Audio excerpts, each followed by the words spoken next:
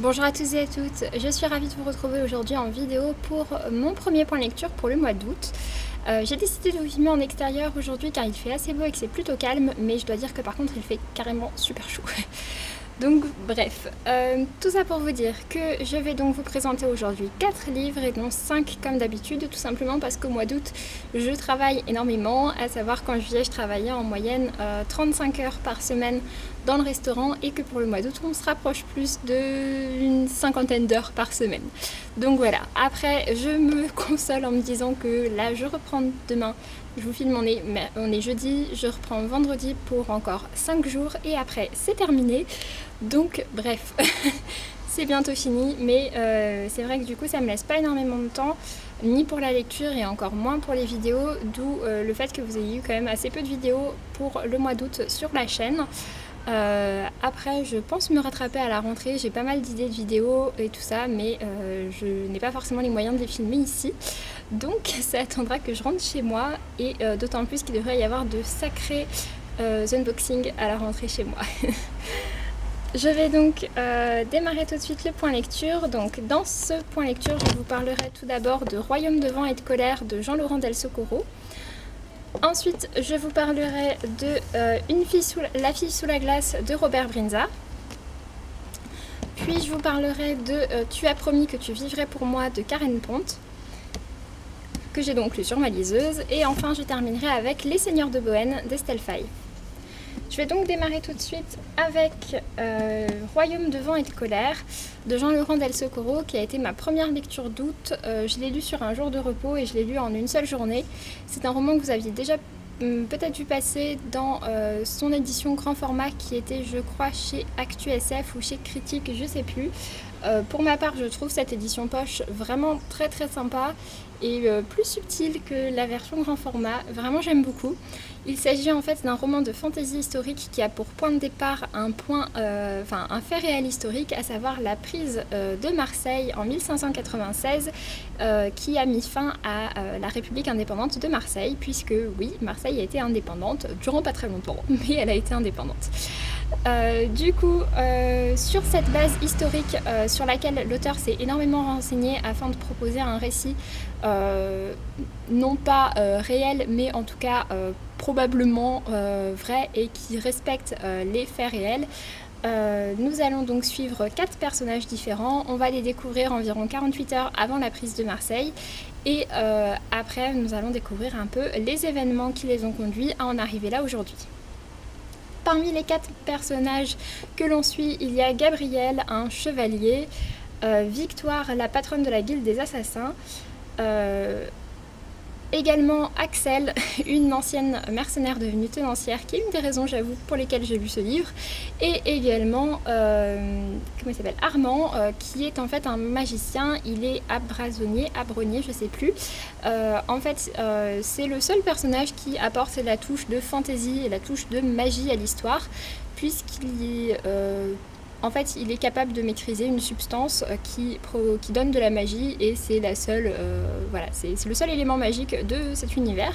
Donc finalement, la partie fantasy est assez peu présente, mais je trouve que malgré tout, et on ressent vraiment dans l'ambiance générale du livre, une ambiance assez proche des romans de fantasy épique qu'on peut lire et ça m'a énormément plu.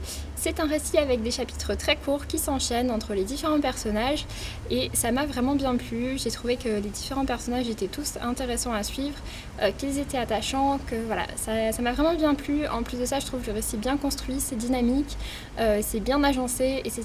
Vraiment, ça m'a bien plu. Et puis voilà, j'ai appris des choses historiques, ce qui me plaît toujours. Et du coup, pour toutes ces raisons, j'ai très envie de découvrir le second livre de l'auteur qui s'appelle Boudica et qui traite cette fois-ci d'une guerrière celte qui a réellement existé. Et donc voilà, ça m'a donné très envie de le découvrir puisque j'ai vraiment passé un très bon moment avec ce roman que j'ai vraiment dévoré et auquel j'ai mis la note de 17 sur 20. Ensuite, j'ai donc lu La fille sous la glace de Robert Brinza. Celui-ci est paru en avant-première en exclusivité pour l'instant chez France Loisirs. Il est sorti ce mois-ci et je l'ai donc reçu de la part de France Loisirs afin de le lire. Dans le cadre de cette sortie, en fait, il s'agit d'un roman, d'un thriller j'espère que vous n'allez pas trop entendre la grosse mouche bien moche qui est venue se poser juste à côté de l'appareil photo. Bref, il s'agit d'un roman policier dans lequel on va suivre la DCI Erica Foster, qui est l'enquêtrice qui a été chargée de l'enquête ouverte suite à la découverte du corps d'Andrea, qui est une jeune jet-setteuse, en fait la fille d'un homme très riche de Londres. Et du coup voilà, cette jeune héritière a été retrouvée assassinée. Cela va faire beaucoup de bruit dans la presse à scandale.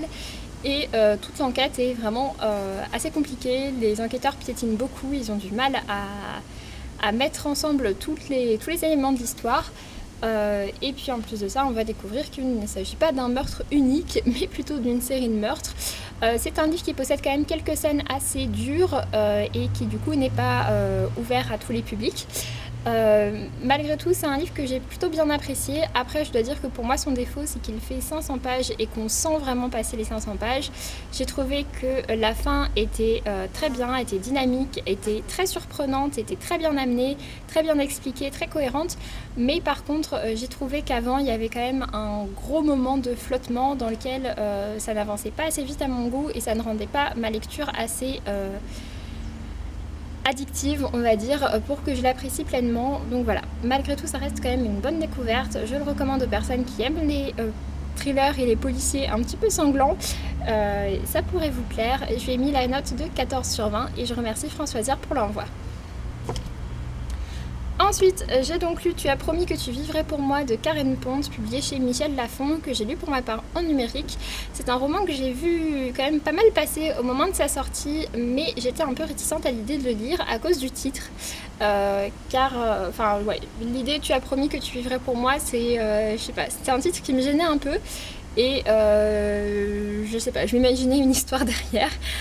Finalement, c'est quand différentes personnes que je connais en ont parlé, et notamment Laura, quand elle m'en a parlé, ça m'a fait me dire que je me faisais une fausse idée du livre et que finalement ça pourrait bien me plaire.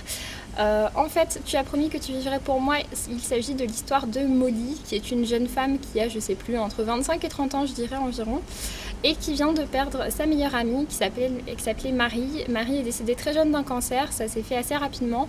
Et du coup, Marie n'a pas eu le temps de vivre sa vie et du coup, elle va faire à Molly, Molly va devoir lui promettre qu'elle va vivre sa vie pour elle, ce qu'elle va faire. Et donc à partir de là, au moment du décès de Marie, Molly va recevoir un paquet d'enveloppes et chaque enveloppe correspond à un mois différent. Et donc du coup, pendant une année, elle va devoir exaucer en fait les souhaits que Marie aurait aimé qu'elle fasse.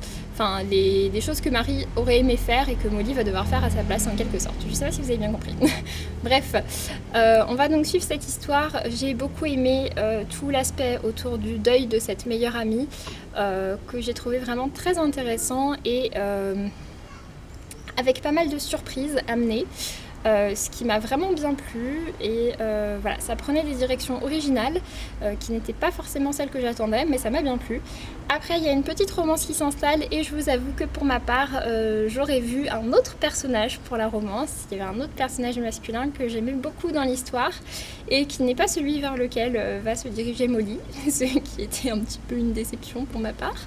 Mais voilà, c'est un livre que j'ai vraiment bien apprécié, ça a été une bonne découverte pour ma part. Il y a l'aspect du deuil de la meilleure amie qui est assez dur, mais en dehors de ça, c'est plutôt un livre qu'on pourrait catégoriser de feel good, un livre qui fait passer un bon moment, qui ne va pas vous prendre la tête, et pour ma part, je vous le recommande, ça se lit très facilement en plus de ça. Je lui ai mis la note de 16/20. Et donc ensuite, pour terminer, j'ai donc lu Les Seigneurs de Bohême d'Estelle Faye. C'est un roman que j'avais acheté sur le Salon du Livre de Paris, puisque l'auteur y était présente, et que voilà, son livre venait de sortir, et je n'avais pas su résister au craquage. Je venais de terminer sa série La Voix des Oracles, qui est une série de fantasy destinée à un public, on va dire, qui peut être lu par un public plus jeune, en partie d'un public adolescent. Et j'avais énormément aimé La Voix des Oracles et du coup voilà, je me suis laissée tenter par celui-ci. Pour le coup, Les Seigneurs de Bohême est vraiment de la fantaisie adulte et même je dirais de la fantaisie pour initier à la fantaisie, puisque on retrouve l'écriture d'Estelle Faye qui est très poétique mais très travaillée également, donc qui n'est pas accessible à tous, c'est vrai. Et puis en plus de ça, ce récit en fait c'est l'histoire de la chute d'un empire, pour faire simple, et on va suivre à l'intérieur 3 personnages principaux. Ces 3 personnages sont Sainte-Étoile, un guerrier, ensuite on a également Maëve qui est une Morgane, donc une sorcière des Havres, qui est pour ma part le personnage que j'ai préféré du début à la fin du récit, dès qu'on la découvre et jusqu'à la fin. Et enfin on a également le personnage de Wens, qui est un personnage un petit peu particulier. Et voilà, on a donc ces 3 personnages et finalement cette histoire qui est juste celle de la fin d'un empire. Et c'est vrai que l'histoire n'est pas le point principal du livre. Ce livre n'a pas été tellement écrit dans le but de raconter une histoire, mais plus, je pense, en tout cas je trouve que ce qu'on ressent, ce qu'on retient plus du livre, ce sont ces personnages, les relations qu'il y a entre les personnages, l'ambiance, l'univers général, toute la mythologie, tout ça. Voilà, pour moi ça c'est vraiment le noyau central du livre et non son histoire. Donc c'est vrai que si vous aimez la fantasy avec énormément d'action ou si vous n'êtes pas très initié en fantasy, ce n'est peut-être pas un roman que je vous recommanderais puisque du coup c'est un livre qui est assez lent et qui prend son temps, qui est plus dans la description. Mais pour ma part c'est quelque chose qui ne me gêne pas du tout et j'ai vraiment passé un excellent moment avec ce livre que j'ai été très très contente de découvrir. En plus de ça, un autre point qui a été remarqué d'ailleurs par pas mal de lecteurs, il s'agit de la sexualité des différents personnages qui est racontée de manière assez directe et le fait que leur sexualité soit faite autour... Enfin, leur sexualité est très libre en fait. On a beaucoup de relations qui ne sont pas forcément hétérosexuelles. On a beaucoup de relations très libres. On a des personnages qui sont de base attirés par des personnes du même sexe et puis on a également des personnages qui juste vont avoir le coup de foudre pour quelqu'un, qu'il soit de leur sexe ou non, et voilà. J'ai trouvé ça très, très intéressant et j'ai trouvé que ça rendait les personnages très humains et très attachants et vraiment ça me les a fait d'autant plus apprécier. Et notamment pour Sainte-Étoile, qui est un personnage avec lequel j'avais un petit peu de mal au départ, et à partir du moment où il rencontre Sorens, qui est un personnage qui va vraiment être très décisif pour lui, et bien à partir de ce moment-là, je me suis beaucoup attachée à Sainte-Étoile et à Sorens, à ce duo-là, que j'ai trouvé très très intéressant. Donc voilà, vraiment c'est quelque chose que j'ai beaucoup apprécié. En plus de ça, les personnages ne sont pas tous des bombes sexuelles, on en a certains où on nous dit clairement, enfin voilà, leur description nous fait comprendre que ce ne sont pas des personnages particulièrement beaux. Et voilà, ce sont vraiment des personnages sincères et que j'ai énormément apprécié, donc j'ai énormément apprécié les relations entre chacun et j'ai trouvé ça hyper intéressant, hyper développé et vraiment ça m'a beaucoup plu. Donc voilà, si vous aimez la fantasy, si vous n'êtes pas gêné par les récits un petit peu lents, si vous aimez beaucoup les développements des personnages, je vous invite, et les écritures poétiques et travaillées bien sûr, puisque c'est quand même un énorme point fort de ce récit, je vous invite énormément à vous diriger vers Les Seigneurs de Bohême, que vous ne pourrez qu'apprécier. En tout cas pour ma part ça a vraiment été une très très bonne lecture, je lui ai mis la note de 18 sur 20. Sur ce, j'en ai donc terminé avec ce point lecture, j'espère que ça vous aura plu, n'hésitez pas à me dire si vous aussi vous avez lu un de ces livres, dans ce cas-là, ce que vous en avez pensé, ou bien sinon si je vous ai donné envie d'en découvrir un. Sur ce, je vous laisse et je vous dis à très bientôt, salut!